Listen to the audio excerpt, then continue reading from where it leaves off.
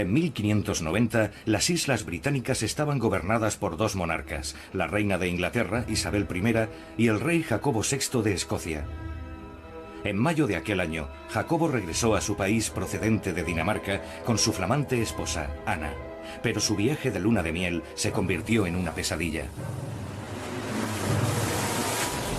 Mientras la flotilla atravesaba el Mar del Norte, se desató una enorme tormenta.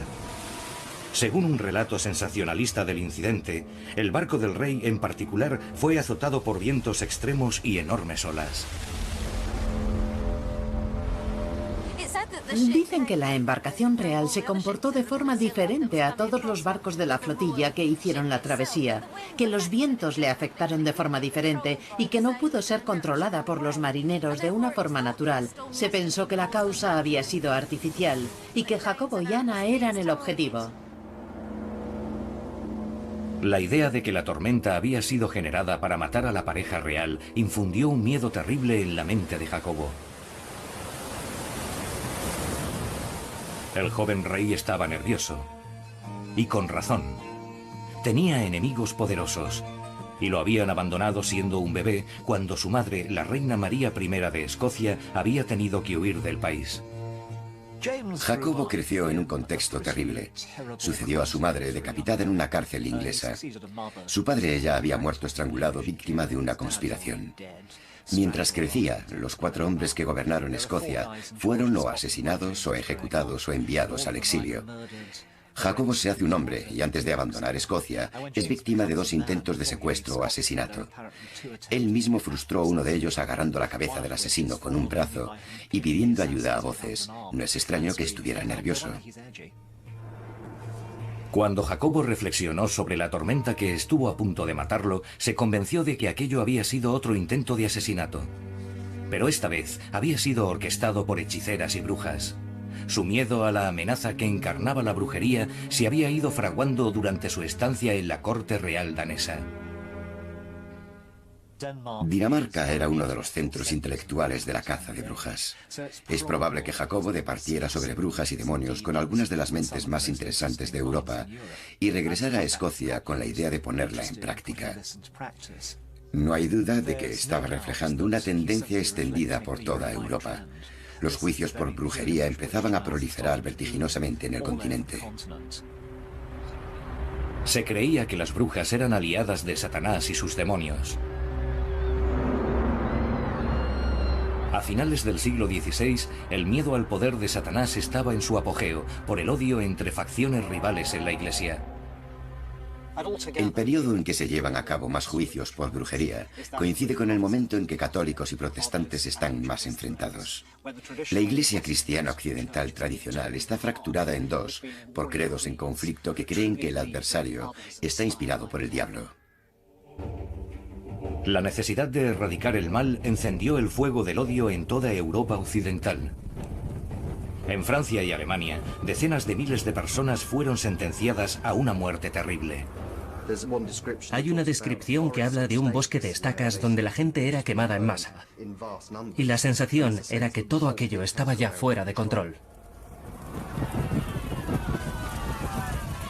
Si quieres conocer el horror, basta con retroceder en el tiempo y viajar a una pequeña ciudad del norte de Alemania, llamada Quedlinburg, en 1589. 33 mujeres fueron quemadas vivas en un día. Es una forma de morir terriblemente dolorosa. Bastaba con quemar a unas 20 o 30 personas al mismo tiempo, un promedio habitual en una ciudad noreuropea de la época, para crear la impresión de un bosque de estacas en llamas. Y si soplaba la más mínima brisa, las casas del lado opuesto de la plaza se cubrían de grasa humana, desde los adoquines y el pavimento hasta el tejado. En 1590, el auténtico horror de las purgas de brujas en masa no había llegado a las Islas Británicas. Pero el rey Jacobo estaba a punto de cambiarlo. La tormenta que casi hundió su barco convenció a Jacobo de que Satanás estaba intentando destruirlo. El rey desató entonces una guerra contra el terror satánico que acabaría con la persecución y muerte de centenares de sus súbditos. Su miedo se extendió hasta la ampliamente instaurada creencia popular en la magia, que desde entonces se convirtió en un delito de pensamiento que se podía castigar con la muerte. En el siglo XVI, cada pueblo tenía sus magos que utilizaban hierbas y hechizos para curar enfermedades, resolver los problemas de la gente o incluso para influir en el clima. A aquellos hombres y mujeres se les conocía como curanderos o sanadores. En el Museo de la Brujería, en Boscastle, Cornualles, hay pruebas sorprendentes de la importancia de la magia en la vida cotidiana. Esto es un libro de magia escrito a mano que data de finales del siglo XVI y es el cuaderno personal de un curandero o sanador. Construye una prueba fascinante del papel que la magia jugaba en la vida diaria de la gente. Es una auténtica mezcla de hierbas medicinales, encantamientos amorosos, como conseguir objetos mágicos. Este es un conjuro para conseguir piedras mágicas de una golondrina. La sacas del nido, le haces un corte en el vientre y en su interior encontrarás 3 piedras de diferentes colores. El poder de la primera estriba en que al dársela a cualquier mujer preñada dará a luz de inmediato. El poder de la piedra roja estriba en que aquel que se la introduzca en la boca conseguirá cualquier cosa que pida. La magia curativa era especialmente importante porque los médicos eran muy caros. Los curanderos tradicionales eran personas muy significativas en sus comunidades, conocían en profundidad la vida de las personas y la magia liberaba y fortalecía a la gente corriente y les ayudaba a acometer los desafíos a los que tenían que enfrentarse. Uno de aquellos curanderos era Agnes Sampson, que ejerció en Keith, Escocia, durante la década de 1580. Entre sus clientes había ricos nobles y gente paupérrima. Se había ganado el respeto por su trabajo como curandera y partera. Con las raíces adecuadas. Pronto se convertiría en la figura central de uno de los mayores juicios por brujería en la historia de Escocia. Las raíces adecuadas. La magia curativa podía proteger a las personas contra la enfermedad y la desgracia, pero también podía tener propósitos más oscuros. Se creía que tenía el poder de dañar y también de matar. Este es un hechizo muy impactante, porque demuestra cómo la magia protectora podía transformarse en un maleficio. La gente utilizaba los maleficios, pero casi siempre como represalia cuando alguien les había hecho algo malo, y este es un hechizo para hacer confesar a un ladrón. Dibujas un ojo y luego clavas en la pupila un clavo. Y entonces el ladrón sufrirá dolor en el ojo hasta que venga y confiese su robo. La mayoría de estos objetos son para hacer magia destructiva. Son la clásica imagen de una víctima en la que la persona que la ha confeccionado inserta alfileres, dagas u otros objetos para destruir su vida. La Iglesia no hacía distinción entre la magia negra y la magia blanca. Para la gente que cree en la magia, estas son armas asesinas y son aterradoramente eficaces.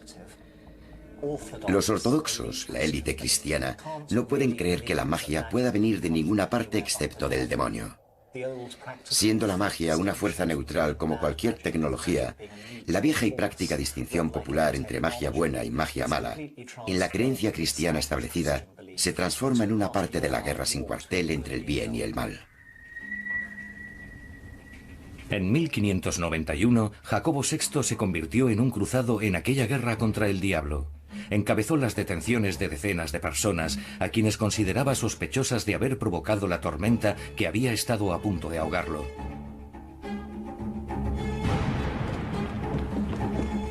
Una de las mujeres atrapadas en aquella red de sospechosos era Agnes Sampson, la respetada curandera de Keith en el noreste de Escocia. La obsesión de Jacobo con la erradicación del mal le llevó a interrogarla él mismo.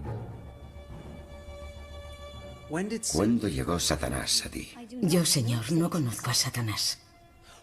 ¿Qué promesas diabólicas te hizo Satanás? ¿Qué formas tomaron sus duendes? Algo extraordinario que ocurre en Escocia en la década de 1590 es que Jacobo, el rey, se involucra personalmente en los interrogatorios de las mujeres sospechosas de ser brujas. Él mismo conduce el interrogatorio de Agnes Sampson. Era muy extraño que un monarca hiciera algo así en aquella época, pero es un reflejo de lo profundamente involucrado que Jacobo estaba en el tema de la demonología, y no solo en la idea intelectual abstracta de la demonología, sino con la aplicación práctica de la brujería en su propio reino. Es un erudito que conduce una investigación y quiere hacerlo en primera persona, y además le resultaba fascinante. ¿Y con qué parte de tu cuerpo amamantaste a esos duendes? No conozco a ningún duende, señor. ¿Qué poderes te ofreció Satanás? ¿Creíste sus mentiras? No, señor. Agnes dice que es curandera, dice que no es bruja, que ella no hace ese tipo de cosas, pero entonces se la llevan y la torturan. Agnes fue sometida a un dolor insoportable. Intentó explicar a sus torturadores las técnicas que había utilizado para tratar a los enfermos. Incluso recitó una oración de sanación. Todas las clases de enfermedades que puedan existir, en el nombre de Cristo yo te conjuro, lejos de la carne y la osamenta, y en la tierra y en la piedra. Yo te conjuro el nombre de Dios. Combina magia con cristiandad, que era una parte muy importante de la magia popular. La mayoría de la gente que practicaba la magia se consideraba cristiana devota. Para ellos, la magia que utilizaban era un regalo de Dios, una de las maneras en que el poder de Dios se manifestaba en el mundo natural. Para los cazadores de brujas, esa mezcla de religión y magia sugería que la cristiandad se había corrompido por el influjo de fuerzas demoníacas. Con el permiso del rey, los torturadores de Agnes le infligieron dolor y la privaron de sueño para conseguir una confesión. Bajo presión, Agnes reconoció un pacto con el diablo. Fue sometida a nuevos interrogatorios. Sus extrañas confesiones fueron utilizadas en su contra.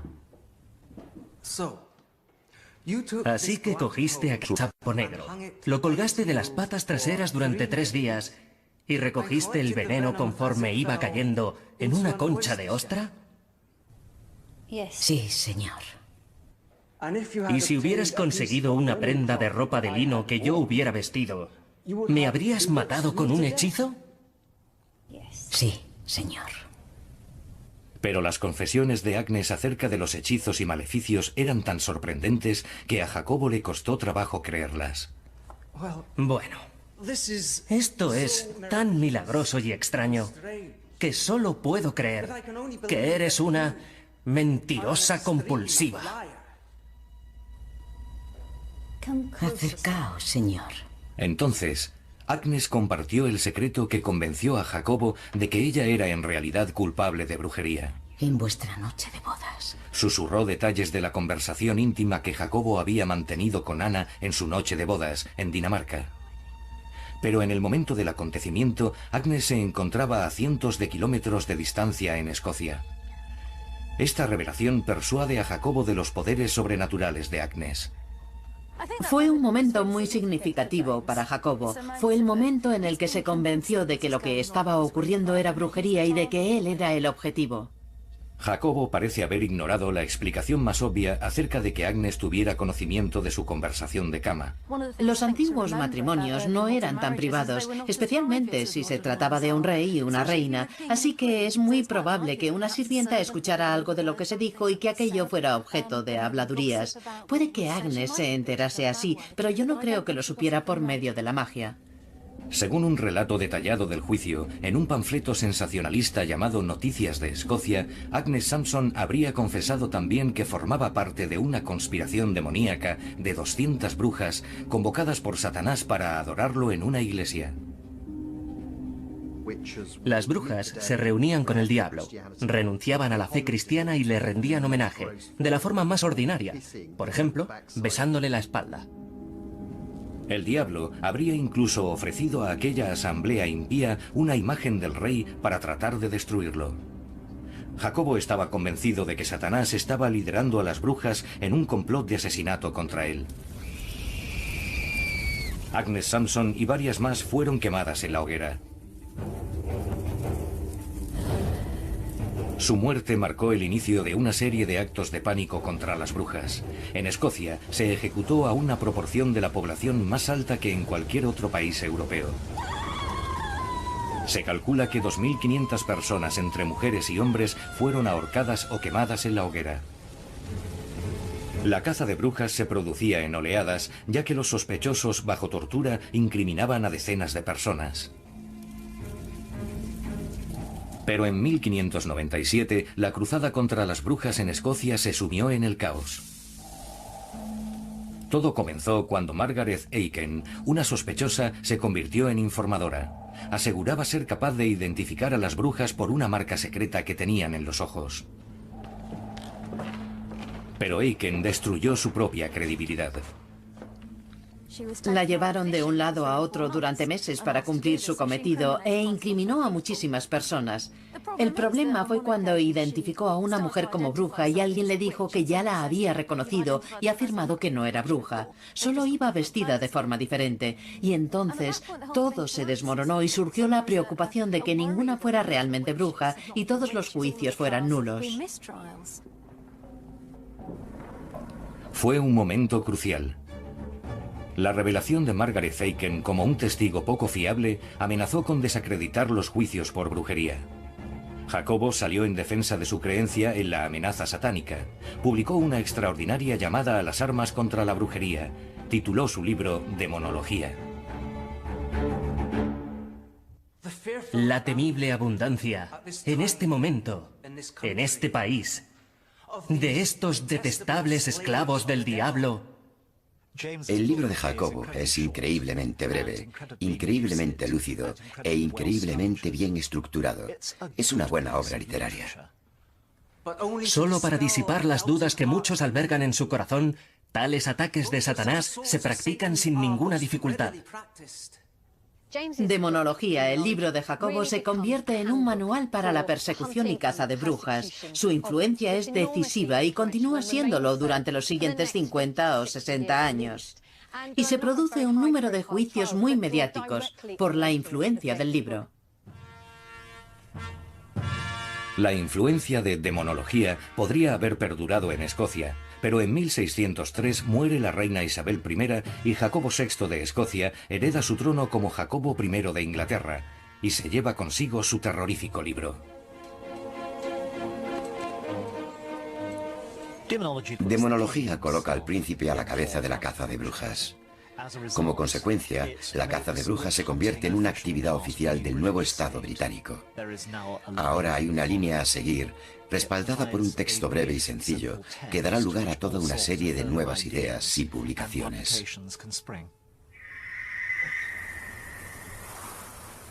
En 1604, Jacobo aprueba una nueva ley de brujería en Inglaterra y Escocia que endurece las penas para este crimen sobrenatural. Incluso ordena la quema de un libro escrito por un súbdito inglés llamado Reginald Scott. El volumen de Scott, El descubrimiento de las brujas, sostenía que la filosofía y la ciencia refutaban sus poderes. Scott era lo bastante bueno como para que Jacobo se sintiera preocupado y ofendido. Llega en el momento más inoportuno, justo cuando Jacobo está intentando convencer a todo el mundo de la realidad del mal que está describiendo. Jacobo heredó un reino convulso por las tensiones religiosas. En 1605, conspiradores católicos como Guy Fawkes están a punto de conseguir asesinar al rey en la conspiración de la pólvora. Para un protestante devoto como Jacobo, las imágenes y los rituales católicos podrían equipararse fácilmente a la magia e incluso a la brujería. El catolicismo seguía practicándose en zonas como Pendle, en el condado de Lancashire. Ello creó un caldo de cultivo perfecto para las mortíferas ideas de demonología. Es un condado donde existe un enorme desviacionismo político y religioso. Es realmente un polvorín. y lo que se necesitaba era un incidente que lo hiciera estallar. Y también se necesitaba un magistrado, en este caso un hombre llamado Roger Nowell, que estuviera absolutamente dispuesto a perseguir a aquellos que estuvieran vinculados al catolicismo. Así que tenemos una situación febril y tensa, en la que a los católicos y a las brujas se les puede acusar de estar asociados. En ese clima de intolerancia y sospecha, solo fue necesario un incidente para disparar la caza de brujas. Alison Davis, una muchacha de una familia pobre de Pendle, se convertiría en el epicentro de la pesadilla que se avecinaba. Alison es la nieta de Elizabeth Demdick, de quien se sospecha que es bruja o curandera. También se piensa que su madre es bruja. Tiene un historial en el que parte de su familia son curanderos o magos, y además son gente muy pobre, así que a menudo suelen entrar en conflicto con su comunidad local. Alison conoció a un buhonero llamado John Lowe que viajaba a una localidad cercana.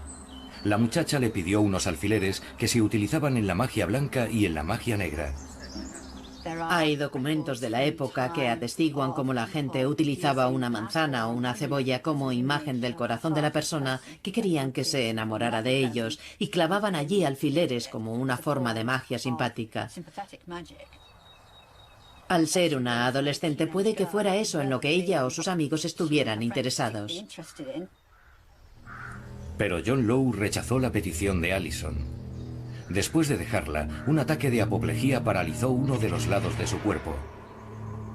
Más tarde se quejó de que había sido hechizado. Llevaron a Alison ante el juez de Pendle, Roger Nowell. Cuando la interrogaron, confesó que lo había hecho. Puede que se sintiera impresionada ante el poder de su propia magia, o puede que se sintiera culpable.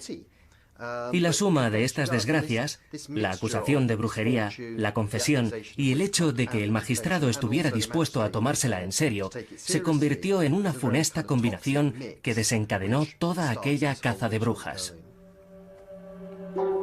Durante el registro de su casa, descubrieron una efigie humana.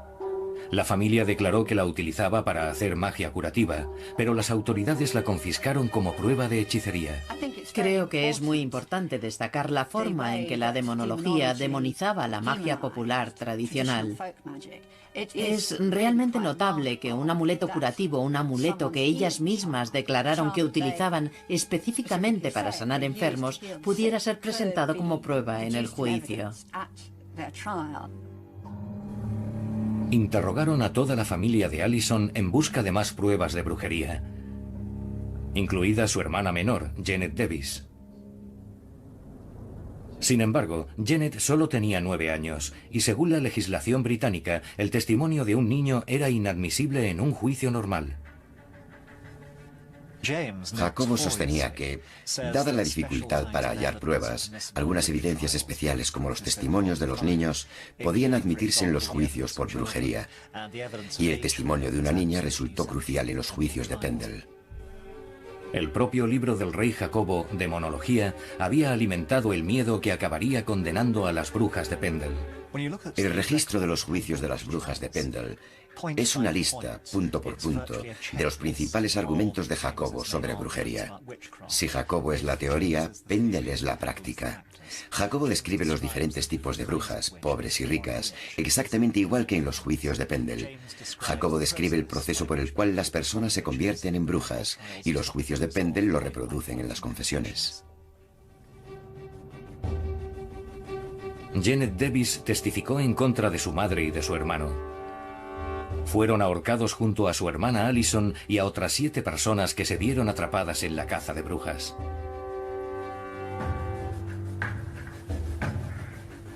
Sin embargo, a pesar de los esfuerzos de Jacobo para acabar con la brujería, parece que ésta todavía tenía el poder de golpear en los círculos próximos al rey.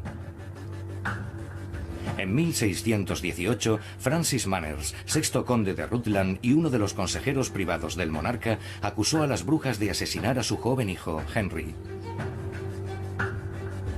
Manners era Lord Teniente de Lincolnshire y agasajaba con frecuencia al rey Jacobo en su castillo de Belvoir.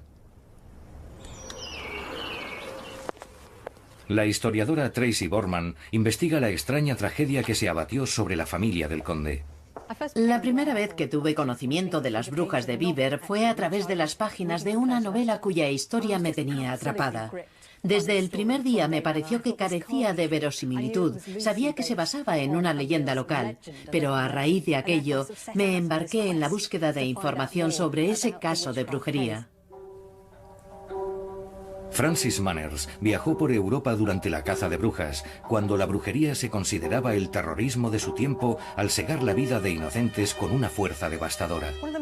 Un elemento notable en esta historia es esta tumba donde figura una declaración escrita del propio conde en la que afirma que sus 2 hijos habían muerto por prácticas maléficas y hechicería.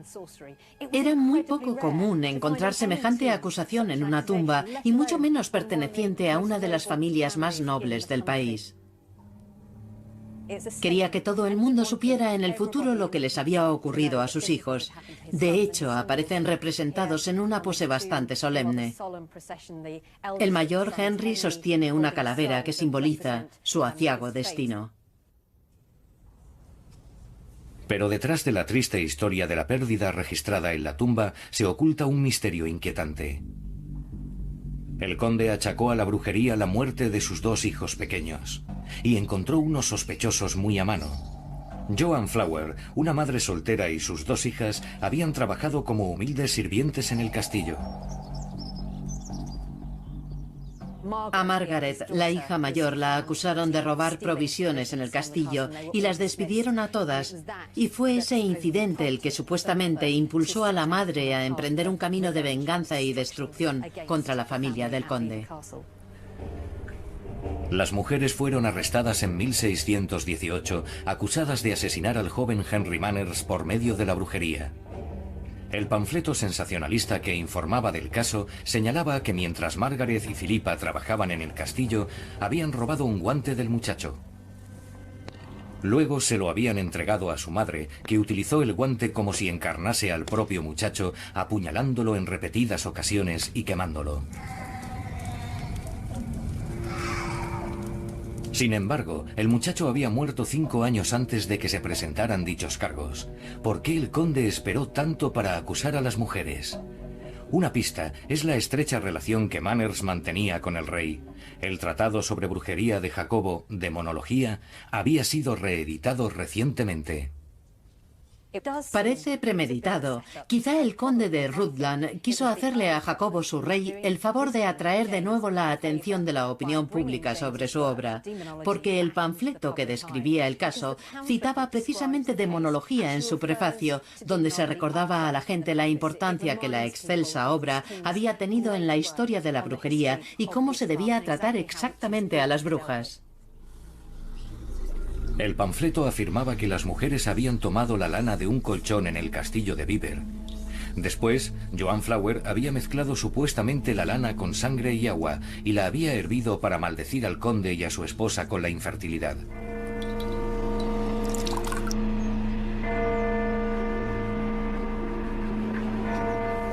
Condujeron a la familia Flower al castillo de Lincoln para someterla a juicio. La prisión en la que permanecieron detenidas es tan siniestra hoy como lo era hace 400 años. Al descender a las mazmorras, la atmósfera cambia de inmediato. Hace mucho frío y todavía hoy, siglos después, se puede percibir la desolación y la desesperación que los prisioneros debían sentir aquí abajo. Se puede ver el lugar en el que las cadenas estaban atornilladas a la pared, donde los reos permanecían atados. Es un lugar sórdido y miserable. El magistrado que juzgó a Margaret y a Philippa Flower y a otras personas que se vieron atrapadas en el caso Bieber pudo ser el mismo que había enviado a las brujas de Pendle a la horca 6 años antes. Incluso las evidencias aportadas son similares a las alegaciones formuladas en el juicio de Pendle. Las pruebas presentadas eran parecidas, llenas de formulismos y de todos los elementos clásicos de otros casos de brujería. Los familiares, el pacto con el diablo, las maldiciones pronunciadas por los acusados, todos estos elementos salieron a relucir en el proceso, tal y como había ocurrido en muchos otros casos. El testigo principal de la acusación fue el amigo íntimo y aliado de Jacobo, el conde de Rutland. Hubo un testigo crucial en el caso de las brujas de Belvoir. Fue el conde Francis Manners, el primero en subir al estrado de los testigos. Es fácil imaginar cómo se escuchó su declaración y el silencio que debía reinar en la sala del tribunal. Con un testigo de tan alto rango solo podía haber un desenlace. Margaret y Philippa Flower fueron ejecutadas. Su madre había muerto mientras permanecía bajo custodia.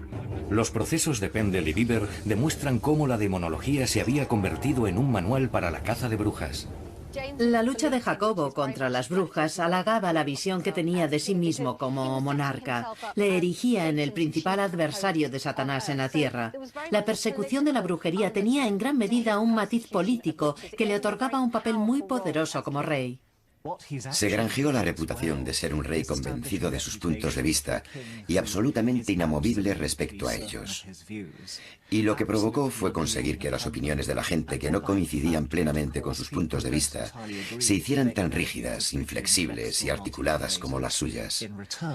El escenario estaba dispuesto para un choque brutal entre el monarca y su nación.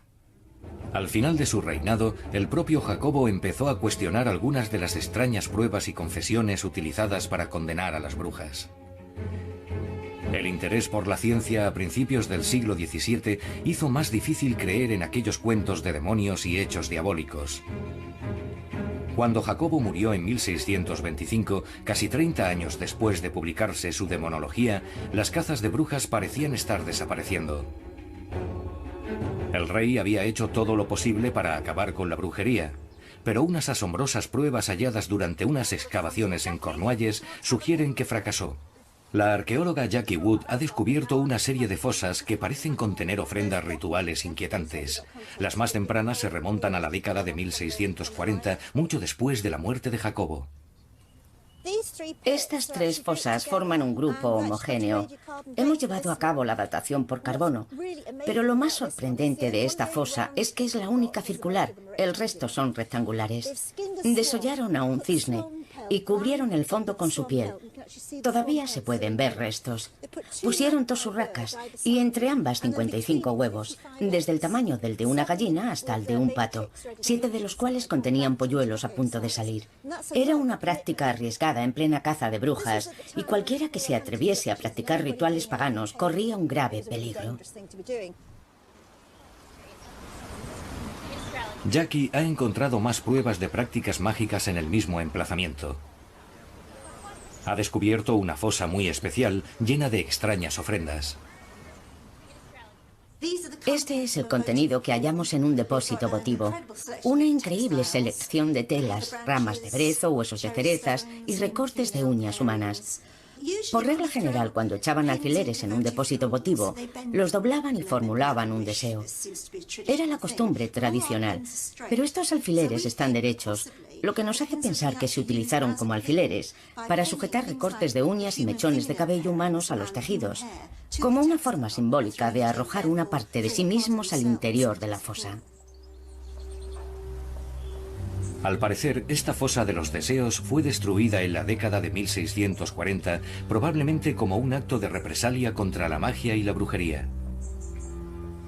La fosa se excavó durante la época medieval y luego fue rellenada y tapada deliberadamente. Las pruebas sugieren que la fosa se tapó durante la Guerra Civil Inglesa. La guerra estalló en el año 1642, cuando el Parlamento se alzó en armas contra Carlos, el hijo del rey Jacobo. Durante la guerra, un parlamentario de St. Ives, llamado Mayor Seeley, y algunos hombres de la localidad taparon todas estas fosas rituales paganas. Y fue entonces porque en la parte superior encontramos restos de cerámica que corresponden a esa época. En medio del caos provocado por la guerra, la caza de brujas estalló de nuevo en Inglaterra y en Escocia, reclamando centenares de vidas. El sistema legal se fracturó. Los jueces experimentados que podrían haber desestimado los juicios por brujería ya no podían recorrer el país para impartir justicia. En medio de este vacío legal, aparece en el este de Inglaterra un personaje insignificante que no era juez, ni siquiera letrado profesional, llamado Matthew Hopkins. Se estaba muriendo quizá de tuberculosis y su conciencia se había despertado con la lectura de obras sobre brujería llegadas del continente, y antes de morir decide purgar a su país del mal.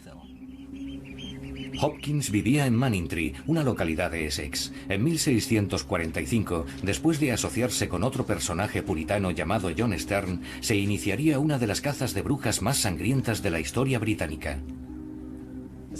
Hay algo profundamente evocador en esta playa abierta de Manningtree.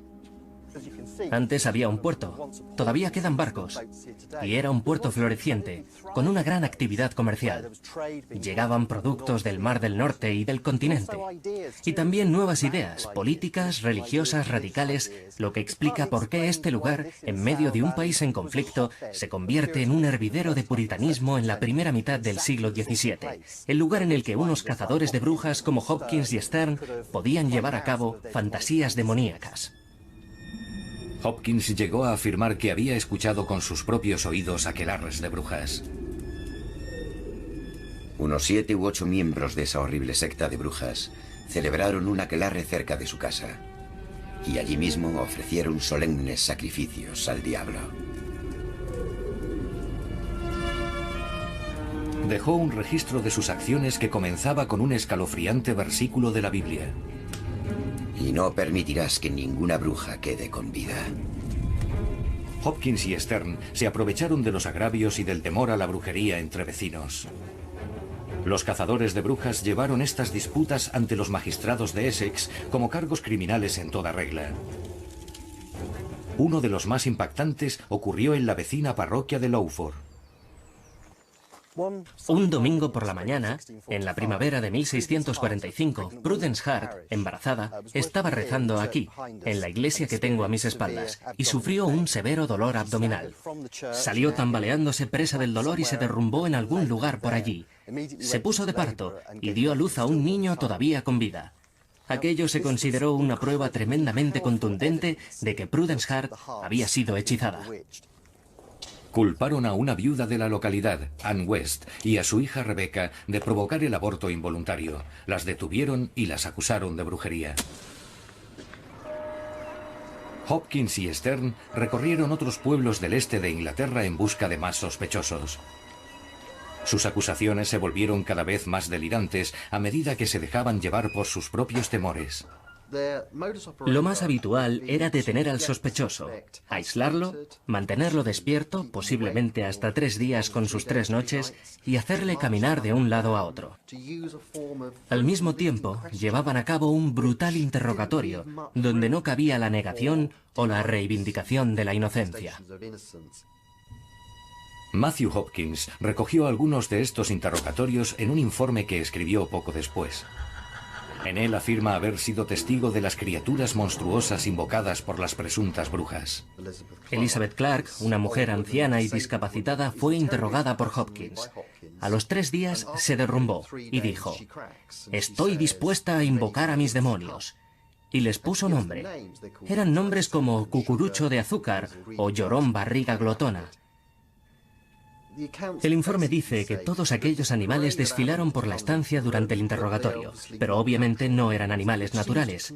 Pero sirvió para confirmar que la anciana era una bruja y aquellos seres extraños, las criaturas a través de las cuales cometía sus crímenes.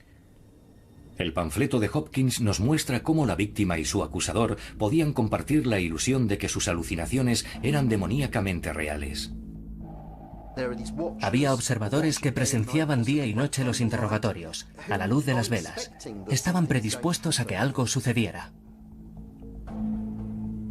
Probablemente estaban muertos de miedo. Entonces, si entraba en la sala de interrogatorios un ratón, un perro o un gato, su mente les jugaba una mala pasada. Hay razones para pensar que las descripciones de estas extrañas criaturas eran honestas y sinceras, incluso si lo que veían no era más que la sombra alargada proyectada por un gato. Matthew Hopkins, que se autodenominaba general cazador de brujas, detuvo y torturó al menos a 300 mujeres por todo el este de Inglaterra. Cerca de 100 fueron ejecutadas. Pero a finales del siglo XVII, el pánico a las brujas alimentado por la demonología comenzó a extinguirse. La última ejecución por brujería en Inglaterra se produjo en 1682, casi un siglo después de la publicación de Jacobo. Sin embargo, los sorprendentes hallazgos hechos en Saveock, Cornualles, indican que la fanática cruzada del rey fue un fracaso. La arqueología demuestra que las creencias mágicas perduraron hasta varios siglos después. Se trata de un emplazamiento muy singular. Desde el punto de vista arqueológico, no se ha encontrado otro parecido en Gran Bretaña o en Europa que sepamos. Nos ofrece una visión especial sobre las creencias de algunas personas que hasta ahora habían permanecido muy privadas y muy secretas. Durante los últimos 12 años, Jackie ha descubierto más de 40 fosas cubiertas con pieles de diferentes aves y otros animales. Todas ellas a pocos metros de la fosa que contiene las plumas de cisne, fechada en 1640. Esta fosa es 100 años posterior. Está fechada en 1740 y no está forrada con plumas, sino con piel. Cuando la analizamos vimos que estaba forrada con piel de gato. De modo que desollaron a un gato negro y forraron la fosa con su piel. Y un poco más arriba colocaron una piedra de cuarzo. Pero lo más asombroso es que sobre el cuarzo había 22 huevos. Cada uno llevaba dentro un polluelo a punto de salir. Creo que se trataba de algún tipo de brujería. Estos extraños rituales de enterramiento parecen abarcar un periodo de 350 años desde el siglo XVII hasta tiempos asombrosamente recientes. Esto pertenece a la última que encontramos y es emocionante. La fosa estaba cubierta con diferentes pieles de color negro y marrón, rodeando las paredes interiores. Contenía patas de cabra, colocadas alrededor de la base de la fosa, y luego la cabeza de la cabra con sus dientes. Alrededor y debajo de ella, un trozo de plástico y un trozo de bramante de embalaje de color naranja. Ahora bien, el bramante se inventó en los años 60 y no llegó a Cornualles hasta 1970. Es decir, que desde la Guerra Civil hasta 1970 hay gente que ha estado excavando estas fosas. Las aves y los distintos animales enterrados en las fosas de Saveock parecen formar parte de unas creencias tradicionales ya desaparecidas. Pero ninguno de estos hallazgos muestra conexión alguna con rituales satánicos. Era un mito terrible que costó miles de vidas. No existen evidencias de que las personas juzgadas por brujería en los albores de la Inglaterra moderna adorasen al diablo. Sí hay pruebas de que algunas personas practicaban la magia como una costumbre tradicional. Algunos, sin duda, maldijeron a sus vecinos llevados por la cólera o la venganza. Pero la conspiración satánica o la antirreligión que imaginaban los cazadores de brujas era pura fantasía. Una ironía de la caza de brujas es que las descripciones demoníacas de lo que hacían en el aquelarre, esas cosas terribles como el asesinato de niños en un mundo perturbado, sucedieron realmente. Pero sucedieron en esos episodios de la caza de brujas, así que la fantasía del aquelarre nunca existió. Pero de una manera extraña, se proyectaron sobre las supuestas brujas y las escenas de muertes masivas en la hoguera son visiones del infierno que se hicieron realidad en la tierra. El horror de lo que le hicieron a mujeres como Agnes Sampson nos ha legado el término caza de brujas como una descripción sorprendentemente vívida de la peor clase de injusticia. Fue una persecución absolutamente injustificada a unas pobres mujeres que no habían hecho ningún mal, aparte de ser un poco diferentes de sus vecinos.